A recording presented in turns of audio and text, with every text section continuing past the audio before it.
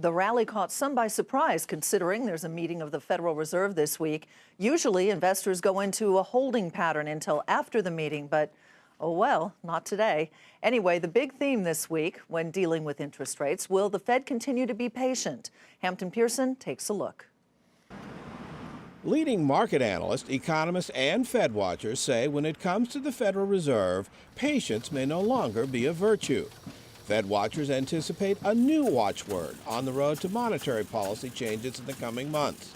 Expectations are growing that when Janet Yellen and her fellow monetary policymakers wrap up their two-day meeting this week, they will use new language to begin preparing markets for a possible hike in interest rates from record lows. I actually think they're going to remove patience, but the key here is they're going to probably lower their inflation expectations component. And the most important thing to remember is that there's 3 months between March and June. Fed watchers say removing patience from the Fed guidance does not make a June rate hike a lock, and that the first rate hike will be small, 25 basis points perhaps, with policymakers adopting a wait-and-see attitude before going higher.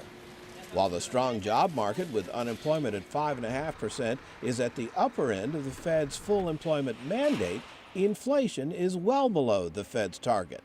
And leading economists say the surging dollar could complicate the Fed's decision on the timing of that rate hike. The rise in the dollar has been extremely abrupt, and I don't think the Fed is particularly worried about a dollar that's rising, but they don't want it to happen in such an abrupt fashion that it could be destabilizing to global financial markets. In the Fed statement and post-meeting news conference, look for Fed Chair Janet Yellen to avoid telegraphing an exact timetable for a rate hike, and flexible could become the new watchword for monetary policymakers. For Nightly Business Report, I'm Hampton Pearson in Washington.